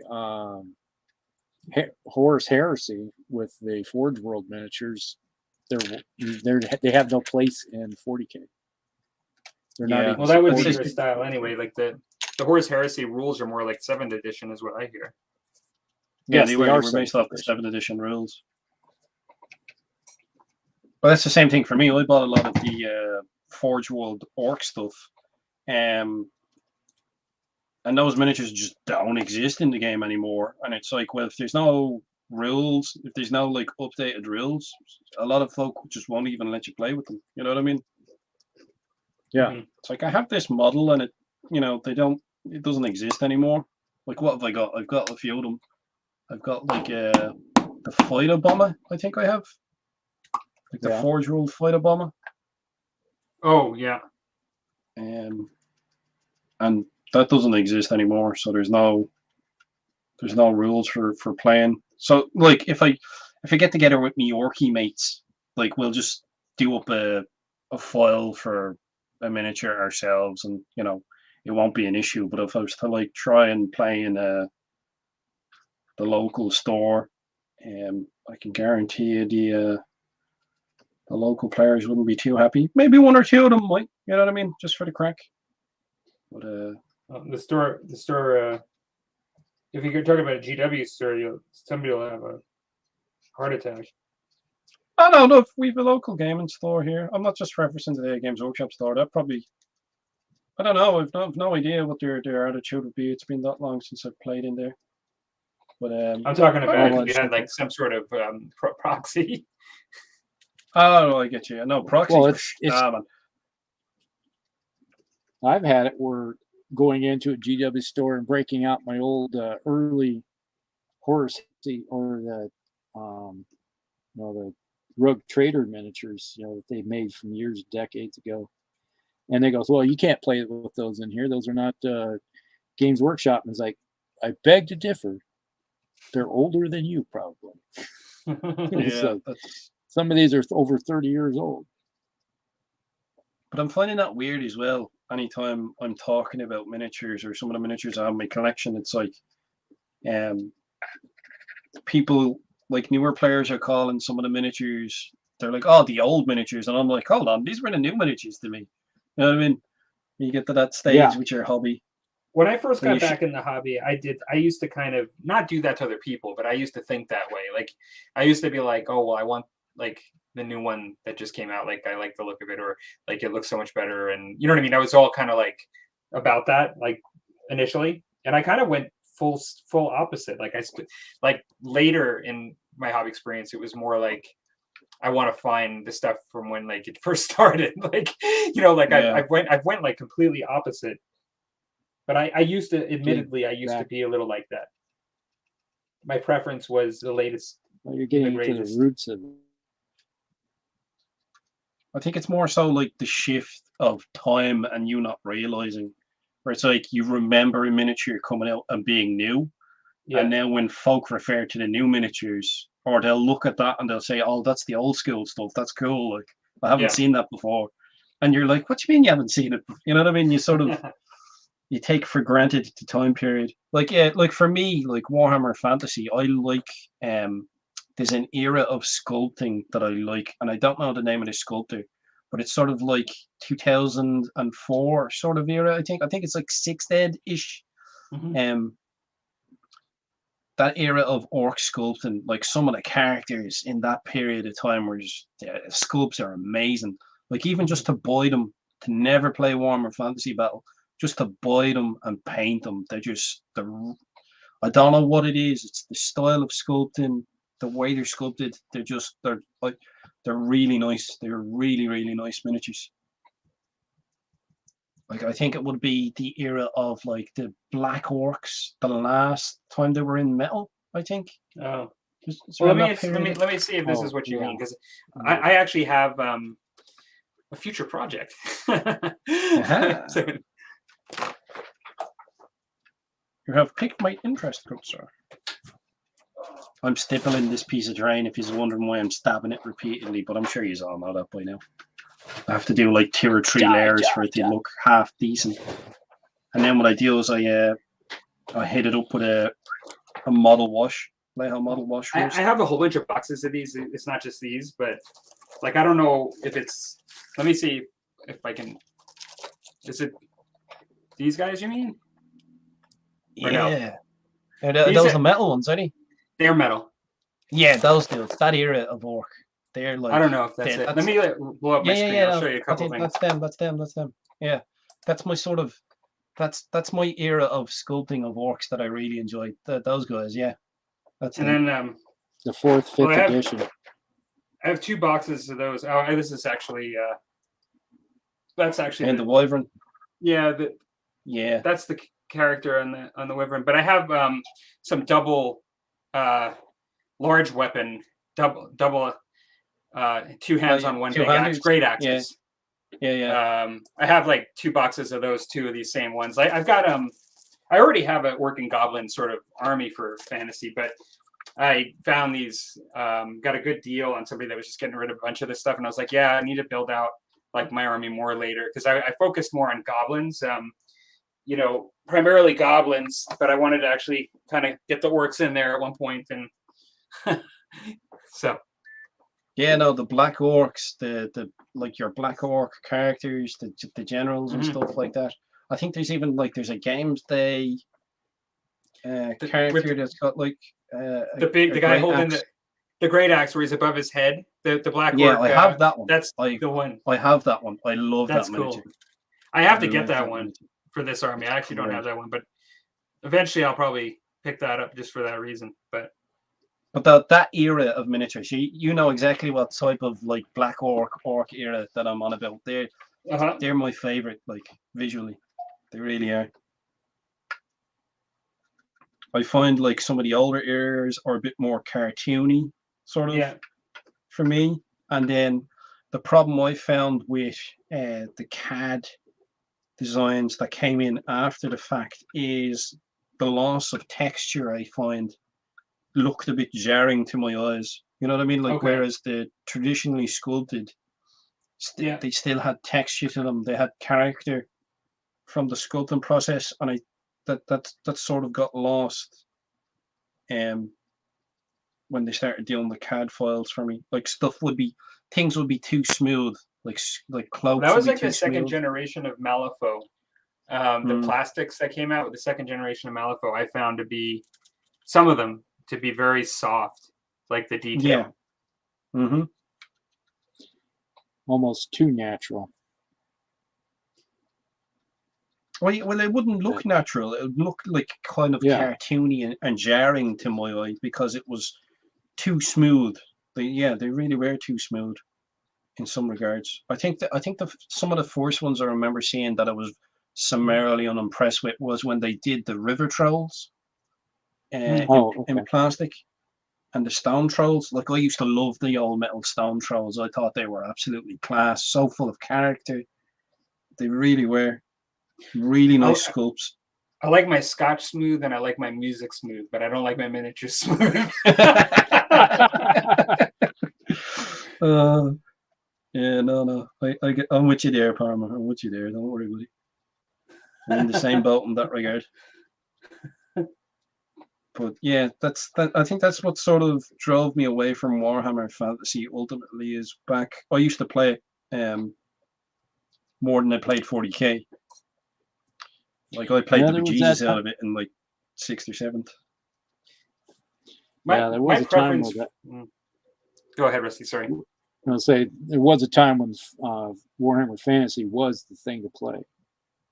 Mm-hmm. That was, it's like, okay, maybe get a game or two a month of 40k, but it was definitely sometimes up to twice a week playing fantasy. Fantasy, yeah, definitely. I do remember that. I do remember it being popular back then, where you nearly be fighting for tables. You know what I mean? Yeah. There'd be that many of you playing. Sometimes getting like 2 games in a day. You know what I mean? You'd go to play someone, and then somebody else would be like, "Oh, have you got time for a game?" Playing so many different people as well. Like, there's quite a lot of people back then playing at the same time. I used to play my dwarfs a lot. I enjoyed the dwarf army. And it was good fun. Yeah, I used to have quite a few different Warhammer Fantasy armies, but I sort of I got rid of bits and pieces. I still have 1 or 2 bits and pieces, but I got rid of a lot of it because I just wasn't using it. Yeah. I don't really have like a set rule, like, as far as I think at this point, like, if you would have asked me a couple weeks ago, like, I would have just said, and I still agree, like, for me, I'm most interested in like skirmish or 28 mil style, even at the mass battle level. I'm most interested in Warhammer Fantasy. Like, that's kind of like my Beastman. My 28 millimeter painting is mostly geared towards fantasy side for fiction, like for Warhammer. However, having said that, because I love the lore more in 40k, because that's kind of what I actually came out of. Like, as far as I started with Rogue Trader, and I really read the lore in the books. This mass battle piece that I'm gearing up to do, I'm really looking forward to. And so we'll see. That's just totally different, way of playing, I guess. Having said that, I never played War Master, and I think I'd probably really like that too. Like, lots of people talk about that being really fun, as well, like for mass battles. Seems like we just talked about this recently. Yeah. Well, I played War Master with 15 mil miniatures because I had plenty of those. And it wasn't bad. It felt like you're playing like Warhammer Fantasy. Mm-hmm. I never played it myself, but one of my friends does remember it fondly, and he said it was probably one of their best games. It's done by Priestley, wasn't it? Rick Priestley who did I believe so. Yeah. It's on the shelf over here. We could go grab it and check if you want. I missed the boat on War Master, and I missed the boat on Epic. I did buy some Epic 40k Orcs bits and pieces, some Stompers, some Gargants. Orcs, you say? Really? Yeah, I never. What made you choose Orcs? Well, for me, it was the same reason why I got me Battlefleet Gothic Orcs. My whole idea with I was like, okay, I'm all in on 40k Orcs. That was the way I was when I switched over to Orcs.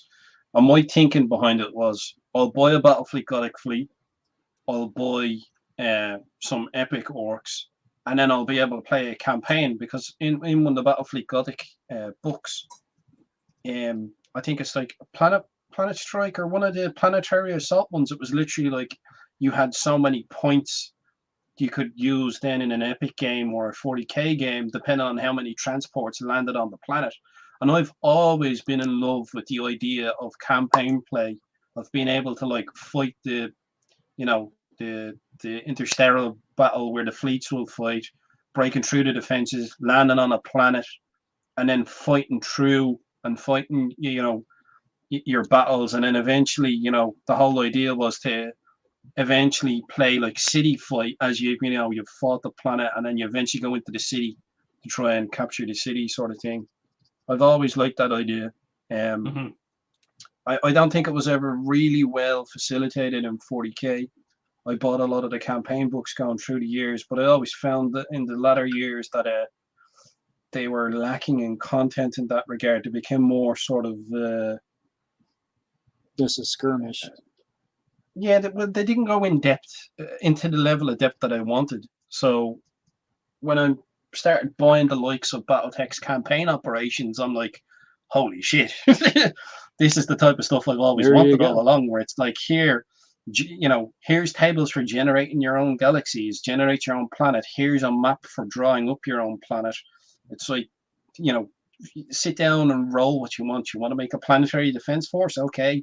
Roll to see what their finances are. Okay, now what area are you basing it? Oh, that area, where there's a multiplier for that, where it might be negative or positive, and then are they part of a superpower? There might be another multiplier, So you can have great fun. I love the you could even campaign. You could even be in the victory parade like after the battle, probably you can like take it to that level. I mean, just immerse yourself to the total experience. But I like that. I like that though. I like good campaign rule sets, but I like rule sets that, like, I can take that campaign operation, that BattleTech campaign operation, and I can apply it to 40k if I want to do it with my mates. There's, you know what I mean? I'll just change the name of things. I can just apply the rules. But I've always wanted to have that sort of, you'll play a campaign and trying to replace your losses. I've always preferred campaign play where they're not just one-off games, because when you're playing a one-off game, you don't really care. You're not playing for the long game. I think that's why I always liked Battlefleet Gothic so much, because it was really geared towards campaign play, where it's like, a lot of my ships are damaged now. If I keep pushing and try for the victory, it's like I might lose more than I gain, so it's a fair victory for me. Whereas if you're playing a one-off game, you don't care. You're just like, yeah, go for it. I've always liked that about campaign play. For me, Apocalypse, which I'm getting ready to play with these miniatures, has always been something that was never even a consideration, because whenever I saw Apocalypse games and pictures of them, it was like 20 people that all had like 10,000 point armies, and it was tables filled with models and scooping like 20 models at a time, like immediately, like off the table of like 28 millimeter models. And it was just huge amounts of devastation, and just the tables were just covered with miniatures. And it was like, okay, this is interesting to see this, but like, I will never be involved with anything like this. The thing that I kind of like about this is that my understanding is you can play like a moderately sized Apocalypse games with these miniatures in like 2 hours. With the new, this is not the first edition of Apocalypse. This is actually a more recent edition, and they sped up the gameplay. And so you can play fairly quickly. You can play like a 2-hour game and have like basically a strike on a city, and you can have like mass amounts of stuff coming at it, but it's actually pretty quick. And so the scale is there, and the fun of like, that sort of now it's not, I'm not talking about, I think you can take it to whatever level you want. I'm not actually saying that it's kind of what you're looking for, Dwayne, as far as like the narrative component. I think you'd have to add that yourself, like if you wanted to add like a lot of like kind of like campaigning and narrative stuff. I haven't read the rules, so there may be some campaign aspects to it that I'm not aware of. But the funny thing is this is like I'm really jazzed to fight battles that are like remind me of not only the stories but even the cover art on like the Horus Heresy novels and stuff. Like, and I just think it'll be a lot of fun and be able to do it like, you know, within a couple of hours and just play at that scale where like you're literally like going through and there's like devastation in cities and planets and stuff.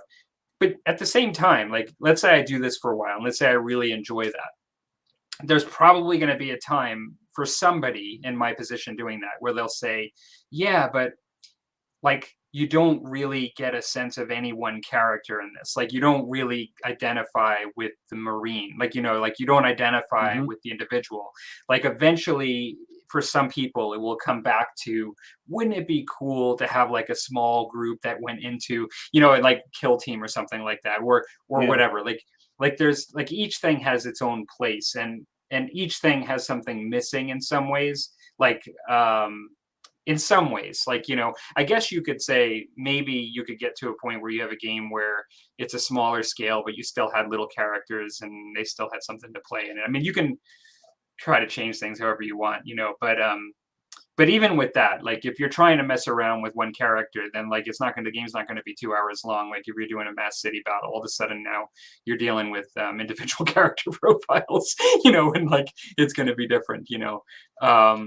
But it's sort of like going to be designed for different scales, like scale or mass combat or individuals. So this looks like a lot of fun to me, like for what I want to do it for. And you know, I'm hoping the Apocalypse rules. I hear good things, and I'm hoping it'll suit this really well. But it'll always have something missing, you know. Like I don't know. No, I've never played a game that doesn't make me eventually want to play a different game at one point. Well, I've a bit of an interest in history with Apocalypse myself because I've bought into it every time, and I used to actually run Apocalypse games in Warhammer World for myself and my Orky friends, and it was literally that. It was like 8, 12, 16 of us. So you're the one to talk to then, because I've never done that. We playing Apocalypse-sized games, but it was just orcs. It was orcs fighting orcs. It was just tables of greenskins. Like but it was on a world. Yeah, two sides just. Different clans each side, and like we just have our own fun. But it was like we made a weekend of it, you know what I mean? So it was like it was an event for us. It was like, you know, we'd meet up twice a year and we made an event of it. And then what would happen is, because we were orc players, people would have new conversions or new miniatures you'd done, so you got to see people. It was like the fanfare of it, you know what I mean? You were it wasn't just we came to play the game to kick the snot out of each other. It was there to, oh, you painted this. How did you do that conversion? I like that paint job. That paint scheme's nice. You know what I mean? And there'd always be something new to see on the table as well. And every time anybody passing by saw the stuff we were doing, they were just like, their jaws would just drop. Yeah. Like some of the stuff the guys had was crazy. Like one of the guys, Bad Fang, he made a stomper literally from like bean tins. The tins off of like tin food, and he'd flatten it out. He'd cut the ends off and flatten it out, and then he'd texture it with milliput, and he made a stomper out of milliput, but it was a gargant size. It wasn't a stomper. So we were like, listen, mate, to have you using this rules of a stomper for this is an injustice. So like, you know, people came up with their own stuff. There was one of the guys, Cruiser. He came up with a custom crawler creator. And it was a rule set that was specifically made for making super heavy vehicles. And like, so he built like a super heavy tank that was like 3 Bane Blade kits together. So it was like a triple turreted. It was just mad, but it was awesome. Like, and you'd have like a Gargant over one side and then something big like the crawler on the other. And, you know, the Gargant would be getting holes blown out of it along the way, but it would get to the crawler in the end and smash it with like a power fist that was the size of a truck or a battle wagon. Like these were big. I have images of these. I need to send them to you. It's a pity I didn't know we were going to be talking about Apocalypse before. Well, put them up on the Musty channel. Yeah, you could always you could put them up on the Musty page. Yeah, I will. I'll throw them up. I do have a few images, but it was fun like that. Like I remember the last game we played, because I was a Blood Axe player. And command points had come in, and everybody had so many command points each. I was like, right. I said it to them halfway through the battle. I rolled like 5 dice, and you know, 5d6 or something plus, a certain number. And I said it to the opposing side. I was like, okay, right. I've rolled 5d6 dice in secret. Okay. If you bid that many command points or more, I'll turn traitor and I'll attack my allies because you've bribed me, like you've paid me out. I'm gonna but if you roll less than that, you lose all them command points. So we used to do like fun things like that. Yeah, you know what I mean? That sounds fun. Just to sort of make the game your own. But yeah, like Apocalypse was great fun. One of the things Have you seen the newer rules? I own the newer rules. I never invested myself into them because it's see, Apocalypse has changed. So Apocalypse Force came out in 4th edition, and it was a supplement to 40k. Yeah. And they updated the 2nd edition of Apocalypse came out in 6th edition, and it was a bolt-on to the core game. What happened was when 7th edition 40k rolled around, they rolled the super heavies into standard 40k, so there was no need for Apocalypse anymore. But then I feel the game suffered then because you were having Apocalypse like knights, you're having Titans in standard games. So I found it was detrimental because they wanted you to buy more. But this one's only 2 years old, and I think they've and then that one came out in it came out, but that's not a supplement. That is actually a separate rule set in and of itself. It's standalone. They've actually you're right. It's a different game. Like they actually started again from the ground up. So it's different. It's different from the original Apocalypse, but it's its own thing. Now I haven't tried it because of the plague and the way the world is gone. I haven't had opportunities to play. Well, and also you're a battle techer now too. I mean, too. Well, there's that as well. You know what I mean? There is that. But I've heard good things about it. I have heard good things, and then it plays a lot faster. There's some of the mechanics are good. Yeah, and I think for what I'm trying to do, it might be interesting. Just like I'm using it for a different purpose than what it's intended, but. Yeah, but get the most out of it, like. Exactly. Why not? Like I've literally bought the cards and I bought the rules and I bought the Orc cards and I've never used them. They've just been sitting there because we haven't played Apocalypse games since then. But it's. I find Apocalypse games are fun. The only bit of advice I give is try and even out the players and then try and find out what people are bringing beforehand. So like if someone's bringing like a big massive Titan, you need to have someone to have a big massive Titan on the opposite side of the board, because otherwise what happens is one big massive Titan just sort of munches through armies. You kind of have to have them set up so that there's duels going on. This big guy is dueling this big guy while there's a battle happening at the same time, kind of thing. That's one of the lessons we learned as we played through.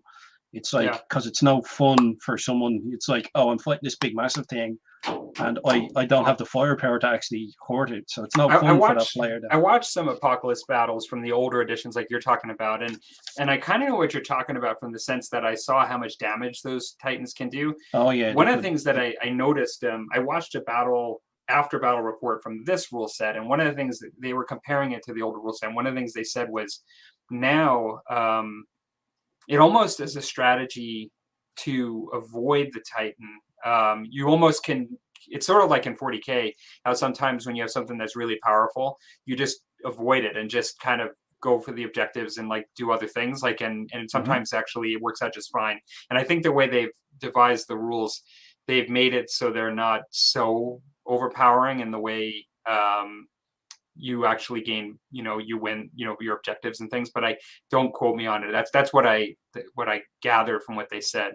But yeah, I don't know. Rusty, I know it's been a while, but you actually kind of were cut off there at one point when we were chatting. Sorry. Was it about the Apocalypse or was there something else that you were saying?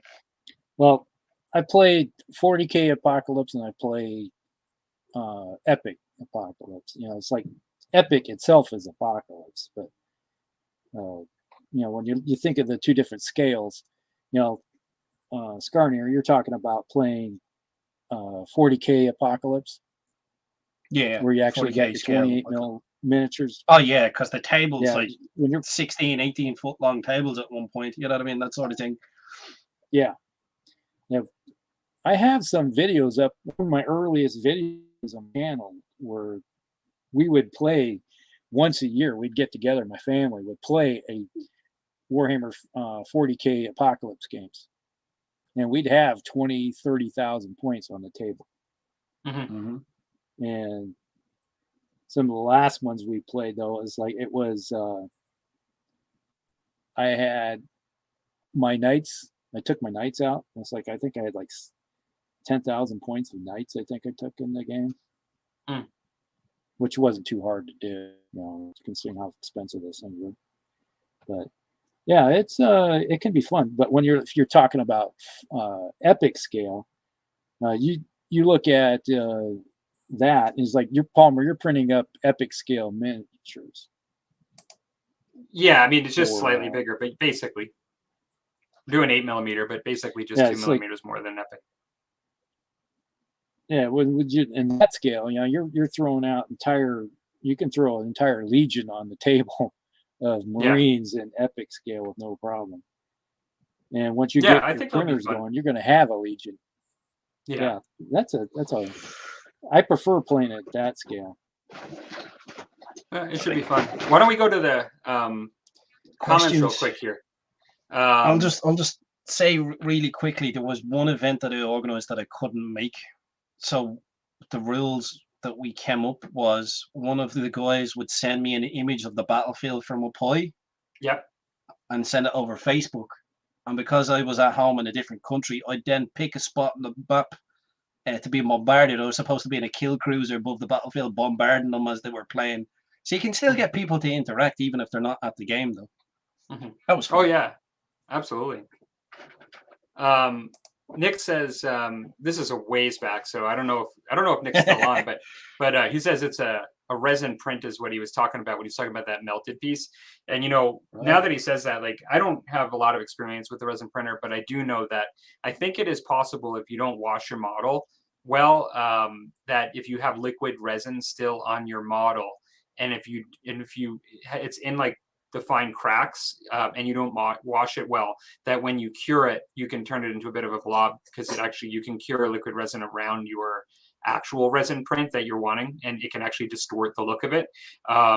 Most people, like I'm using a soft toothbrush, and in this case water, because it's a water washable resin, during and before I'm actually doing my preparatory before the cure, to get all of that extra resin gone. And I don't know if this happened, but one of my friend that was also just experimenting this with me, he did some infantry and he had some that kind of came out a little blobbish, and we don't really know for sure, but I suggested that might have been the case, that it was just actually extra, because when you go really small, like if you're trying to print infantry for like 6mm or 8mm, it doesn't take much to obscure detail, and so really if you have any extra resin on there, and if you don't get it off in the crevices, then it will just turn solid and take that detail away. So you have to wash the model really well. And so that's coming from a non-expert. Like, I just be really clear, like I'm like a total noob at this. But it says on a mech, is what he's talking about. Bill says, if the models are melted, looking from a resin printer, it could be because of resin being exposed to outside particles. Okay. Yeah, that's something I'm not aware of. And so that may very well be the case.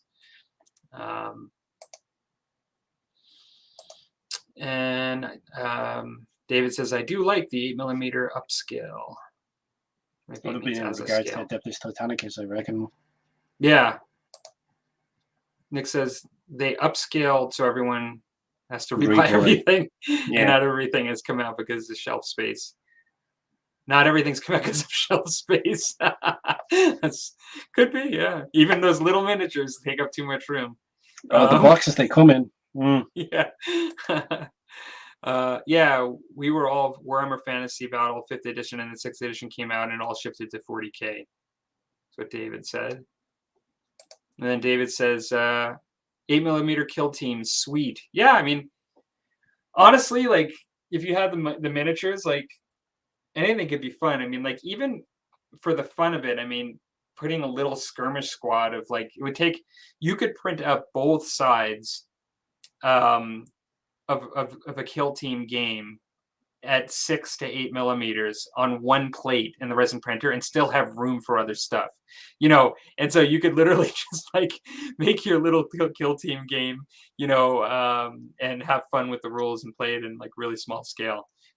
Granted, like the models are beautiful when you play with 20 mil. It doesn't replace that, you know, but for the purposes of gaming, like you could have fun with the little scale if you wanted. Get yourself a little magnetized snakes and ladders set, then magnetize your little 8 mil dudes, and you can have a little portable battlefield. Exactly. I mean, you know, and it's kind of like you've probably been in these discussions with us because you've been on so many of our shows, Scarnier. You know, like it's sort of like Rusty and I. You know, we often will talk about how when you go small scale, a lot of times it's not because of the beauty of the miniature. I mean, it's because of the focus on the game. And like a lot of times people just like to play. How did that happen? Rusty just fell out. A lot of times people like to be able to just play a different rule set, and it's just really accessible to print to actually play something in small scale, you know. And so the gamers oftentimes like that, like people that are more game focused than model focused oftentimes like small scale.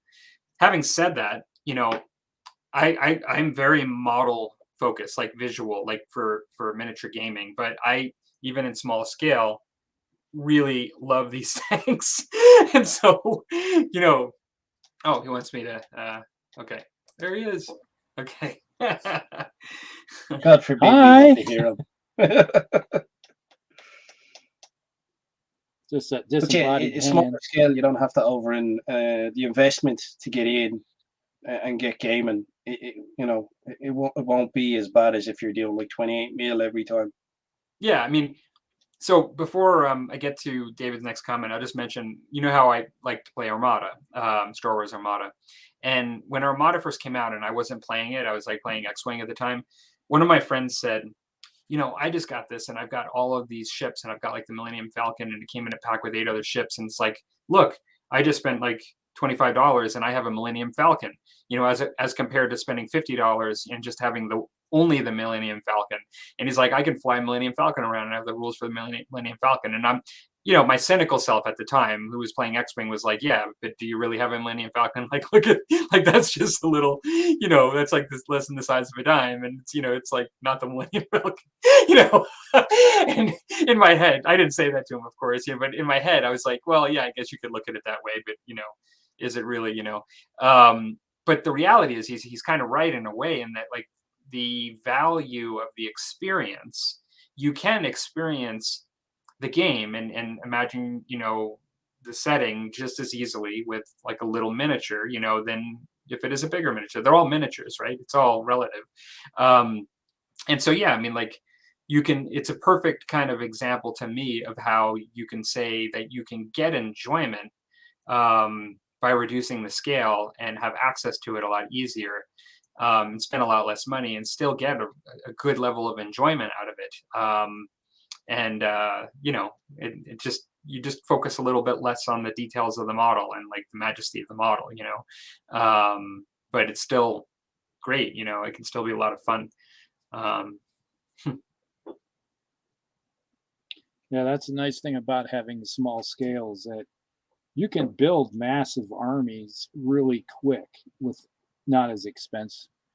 You know, back in the day when Epic was the thing, you could go in and spend $20 and buy a box, or buy 2 boxes, and you know, it's like, I don't want these guys out of this box, and you can have these, because it may be the 4 army box that they had for Epic.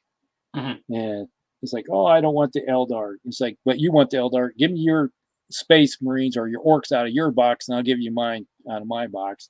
And you'd have a huge army of just to fill out for Epic. And then you just buy the tertiary stuff that go with it, you know, all the different blisters that they'd sell you.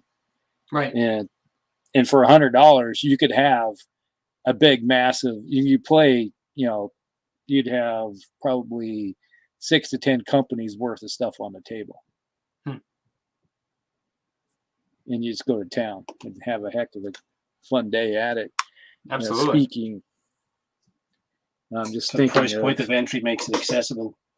Yeah, exactly. David says, do you know Michael Stockton? He made a 6mm miniatures line and made a single-based skirmish game for them. I'm not familiar with it. I may be familiar if you tell me the line of it.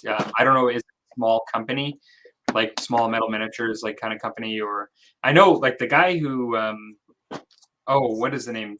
Drop Zone Commander. If you remember that. Yeah. Drop Zone Commander was all the rage for a while, but one of the amazing things about it was all of the rules and the artwork and the sculpting and like all of it was one guy. Yeah. In a lot of ways, it came Hawk Miniatures. Wasn't that the one? Yeah, that's who did Hawk it. something miniatures. Yeah, he It was used to the go rage. to used to go to Gen Con, and he had this big giant Ship. drop ship that was actual Yeah. to scale that we Yeah. had, and it was kind of cool. I was talking with him, and he was just showing. It's like a kid in a toy shop. He was like, "Oh, I got this, and I did this," and he was just jazzed up about all the work he did. You know, he spent a whole year making this thing, and he wasn't even done with it. He just brought it. Yeah, no, I was really impressed with the level of commitment and versatility of skills, like, you know, to just do everything like that. Like, you know, oh, that looks cool there. Rusty, you got Baneblades. yeah. Baneblade. We're getting you in the mood here. Rusty's getting in the Here's mood. another Baneblade. Oh, you need another Baneblade? How about another Baneblade? I'll have to open up your screen here so we can't see. Well, we just see We just see the lid. the lid and Rusty pots of lid. paint. Show us some There you miniatures. Hey, there you go. There you go. There's a Baneblade. There's a Baneblade. There's another Baneblade. Hey, boo boo. How about another one? So how And much then is we- a Baneblade, like the full kit? It's like what, 100 and Uh, something? you 3 Baneblades would make a company, and it would be like 500 points in the game. Looks like David has to bolt. So thanks for stopping by, David. I know he had a comment here. He thought a zombie apocalypse game would be best in 6mm or 8mm now. That would be very cool, I think. But yeah, and Angel Barracks was the game he was talking about. Sold to CP models. Take care. Thanks for stopping by, as usual. What's that, a recovery vehicle? No, that's a bombard artillery. Ah, okay, yeah. You get 3 of them. Actually, 10 of them would be a company. You could have a detachment of 3 is a detachment, 10 is a company. I do have a plastic Mega Gargant for epic knocking around, and a greater Gargant than some others, but I finding them is another matter. I know they're around somewhere. Oh, Basilisk, nice. Yeah, they're the Basilisks. I got a company of them sitting here. Well, it's like I got a basically it's a mortar company sitting here that's not even painted yet. And then you add in I got a company. Oh, here we go. You might recognize these little guys.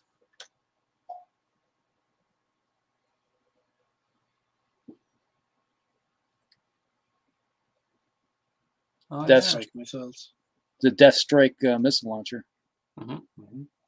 So I got basically well, here we go. It's a Manicore Nice. rocket artillery. So is this in the plans at one point, Rusty? It's just extra stuff I have. I have yet to paint. And here's a Ogren. That's an Ogren. Ogren Command. I'll focus in on that thing. There you go. Nice. It's like I got tons of stuff here. It's like I have, like here's a Sentinel. Mhm. I got a Back when company they of were the Sentinels. eggs on legs. Yeah. And it's like, here's a Imperial Guard bike. You used to have bike companies. What else we got in here?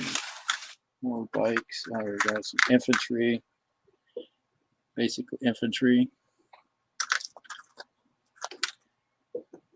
Oh, here we go. Hellhounds. Here's a Hellhound flame tank. Old style. Very first gen. You don't see these anymore like that. But yeah, I got all kinds of stuff still sitting in boxes waiting to be. His Aladdin cave of his treasure trove over there. Yes. Waiting for a renaissance of epic. Pretty much. Pretty much. And then it was like, here's a Leviathan, the super heavy command vehicle. Yeah. I got 3 of those. It's like I have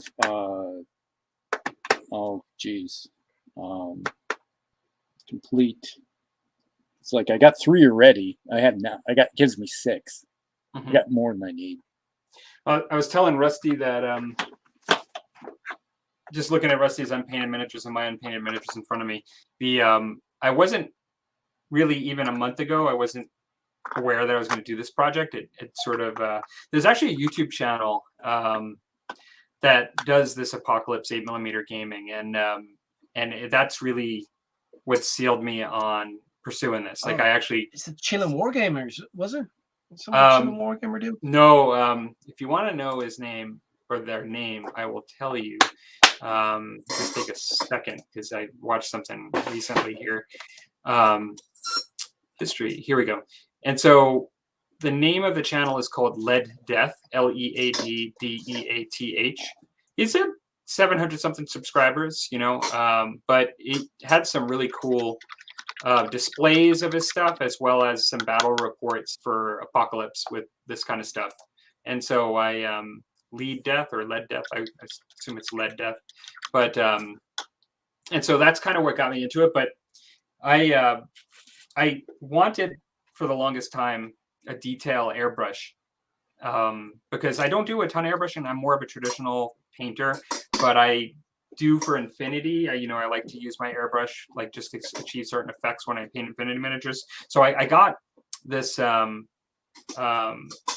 It's actually a PS270 Japanese Krios airbrush, and this is a fine detail. It's a 0.2mm. And I just said to Rusty before the show, I said, I didn't know, like, when I got this, like, that I was, like, what I was going to need it for necessarily, except for maybe getting in close on some Infinity miniatures. But now that I got all this stuff, this is going to be amazing. Like, I'm really looking forward to using this. You're grateful to your past self at this point, huh? Sorry? Yeah. You're grateful to your past self at this point. Destiny. It was just kind of, like, meant to be. There you go. That's your list. It's the Adeptus Martiller, Titan Legions, Chaos Legions, Adeptus Astartes, and then here's if you want to play epic scale, just go look up Net Epic Gold. There you go.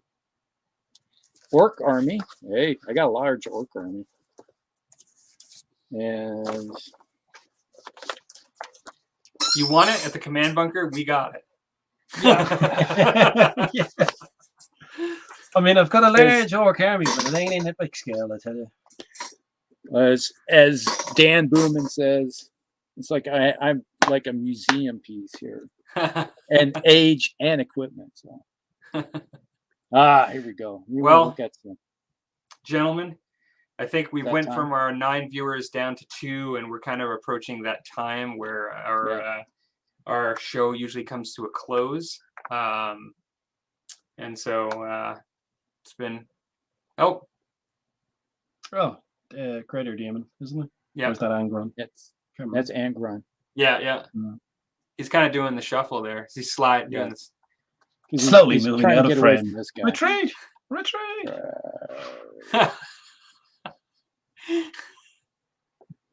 There we go. The gravity of the situation. This is a great way to watch miniatures. Just put one after the next. You got your own slideshow there. Yeah, just let them slide out of shot. Like Yeah, Mel's still that's with actually us. genius. If you put it at an angle, and then if you angle Yeah. the camera, nobody will know the difference. They'll just see them like moving out of shot. It's like, Yeah. there you go. It's Mel says there's also Epic Remastered. I'm following that now as well. Nice. Yeah. No, I missed the boat on Epic, sadly. Dan says, great show, guys. Good to see everyone. Thank Hello, you, Dan. Dan. Thanks for coming down. But yeah, no, it's you know, the small. I don't really think in some ways. I think the small scale stuff's still around. Yeah, it's not like Epic produced by Games Workshop, but there's lots of opportunities to play. Probably in some ways, they're just not as bigger games like as Epic was. Like there's smaller companies doing You'll stuff. find and- people. No matter the game, you'll find people. Like we set Yeah. up, like myself and my friends set up like a Gorka Morka Facebook page, and I think there's like 3,000 or 4,000 people signed up to it at this stage. Like, no matter Right. the game, you'll find people if you go looking for them. Well, nice stop. I have a few of them. It's just about convincing people in your local area. That's all it's about. Like, Right. That's the hard Dan's part. doing some last minute scheduling here with Rusty, you know, for a game. Mhm. See, it looks like he's coming in. He's got it where he's ready to do a bolt action game in a month. He said we'll get some dates going on. All right. Yeah. yeah, battle wagons with death rollers. Well, Nice. Oh yeah. We could leave the camera rolling for another 3 days as Rusty shows us Yeah. pictures. Like I got Oh, this hey, one. Chris. I got this one. Speak of the I got devil, this we're just one. heading. We're just leaving now, but your ears may have been burning because we were talking about you with 3D printing earlier. How's it I was going? telling him, Eh? telling him how much you've been a resource to me. Oh, Chris. But Chris over at Walkabout Games. Yeah, I lost the comment feed. It disappeared on me. Oh. So Mel says, can't weed through the Magic tournaments in our area to get new gamers. Lots of laughs. All right, everybody. Well, thanks for everybody for coming down. Better late than never, Chris. But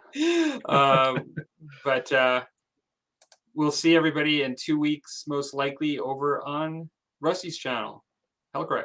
All right. All right. Well, thanks for stopping in and the little bit of chat about everything. Yeah. Catch you later, everybody. All right. Good night, everyone.